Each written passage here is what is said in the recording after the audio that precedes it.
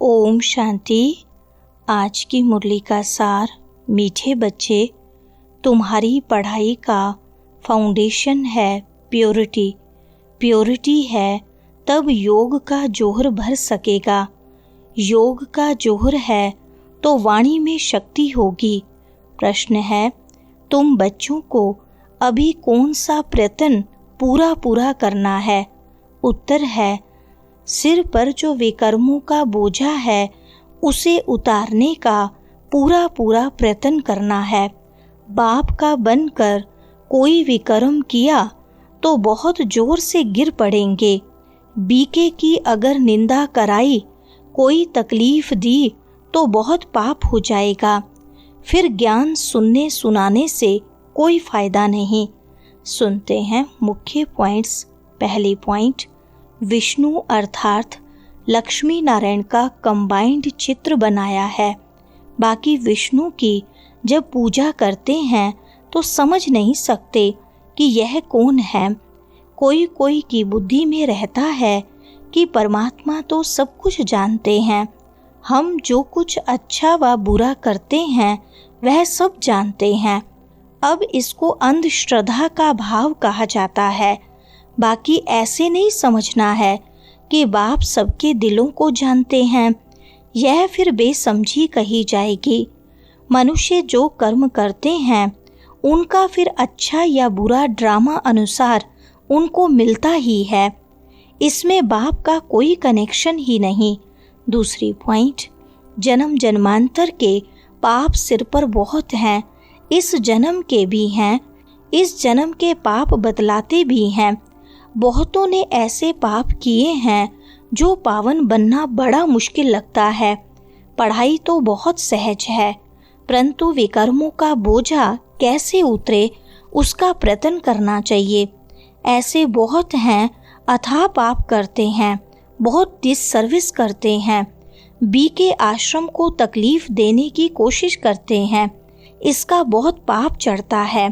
वह पाप आदि कोई ज्ञान देने से नहीं मिट सकेंगे। पाप मिटेंगे फिर भी योग से। तीसरी पॉइंट, गाया जाता है सतगुरु के निंदक। बाप कहते हैं बीके की निंदा कराने वाले का भी पाप बहुत भारी है। पहले खुद तो पावन बने, किसको समझाने का बहुत शौक रखते हैं। योग पाई का भी नहीं, इससे फायदा क्या? बाप कहते हैं मुख्य बात है ही याद से पावन बनने की। पुकारते भी पावन बनने के लिए हैं। भक्ति मार्ग में एक आदत पड़ गई है, धक्के खाने की, फालतू आवाज करने की। प्रार्थना करते हैं परंतु भगवान को कान कहाँ है? बगैर कान बगैर मुख सुनेंगे बोलेंगे कैसे? वह तो अव्यक्त है। यह सब है अंधश्रद्धा। चौथी पॉइंट, उस पढ़ाई में कितने हिसाब किताब पढ़ते हैं, मेहनत करते हैं, पढ़ते पढ़ते मर जाएं तो पढ़ाई खत्म। तुम बच्चे तो जितना याद में रहेंगे उतना धारणा होगी। पवित्र नहीं बनेंगे, पाप नहीं मिटाएंगे तो बहुत सजा खानी पड़ेगी। ऐसे नहीं, हमारी याद तो बाबा को पहुंचती ही है। बाबा क्या करेंगे? तुम याद करेंगे तो तुम पावन बनेंगे। बाबा उसमें क्या करेंगे? क्या शाबाश देंगे? बहुत बच्चे हैं जो कहते हैं हम तो सदैव बाप को याद करते ही रहते हैं, उनके बगैर हमारा है ही कौन? यह भी गपोड़ा मारते रहते हैं। पांचवी पॉइंट, मेहनत बगैर कोई विश्व का मालिक थोड़ी बन सकते। ऊंच पद पा न सके, फिर देखा जाए कितनी सर्विस कर प्रजा बनाई। हिसाब चाहिए ना, हम कितने को आप समान बनाते हैं। प्रजा बनानी पड़े ना, तब राजाई पद पा सकें। शास्त्रों में भी है ना, पिछाड़ी में भीष्म पितामह द्रोणाचार्य आदि को ज्ञान दिया। जब तुम्हारा पतित पना निकल सतो प्रधान तक आत्मा आ जाती है तब जोहर भरता है तो झट तीर लग जाता है। छठी पॉइंट, यह कभी ख्याल नहीं करो कि बाबा तो सब कुछ जानते हैं। बाबा को जानने की क्या दरकार है? जो करेंगे सो पाएंगे। बाबा साक्षी हो देखते रहते हैं।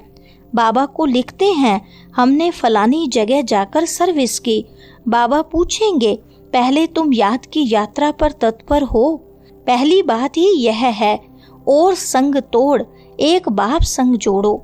देही अभिमानी बनना पड़े, घर में रहते भी समझना है यह तो पुरानी दुनिया, पुरानी देह है, यह सब खलास होना है। हमारा काम है बाप और वर्षे से।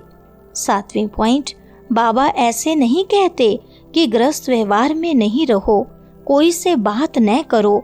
बाबा से पूछते हैं, शादी पर जाएं?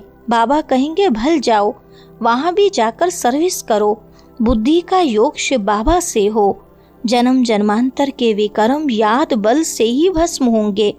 कदम कदम पर श्रीमत चाहिए।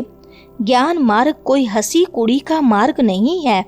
8वें पॉइंट, कई बच्चे बाबा से पूछते हैं, बाबा हमको दान करने की आदत है, अब तो ज्ञान में आ गए हैं, अब क्या करें?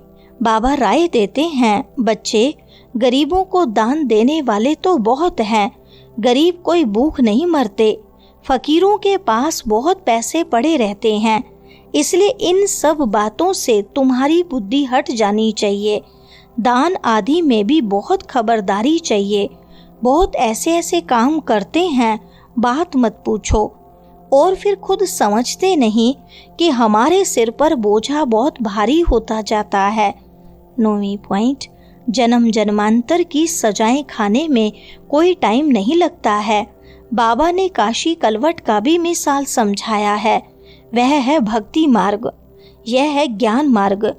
मनुष्यों की भी बलि चढ़ाते हैं, यह भी ड्रामा में नूंद है। इन सब बातों को समझना है, ऐसे नहीं कि यह ड्रामा बनाया ही क्यों, चक्कर में लाया ही क्यों, चक्कर में तो आते ही रहेंगे, यह तो अनादि ड्रामा है ना। चक्कर में न आओ तो फिर दुनिया ही न रहे, मोक्ष तो होता नहीं, मुख्य का भी मोक्ष नहीं हो सकता। 10वीं पॉइंट, तुम जो कुछ करते हो सो तुम पाएंगे।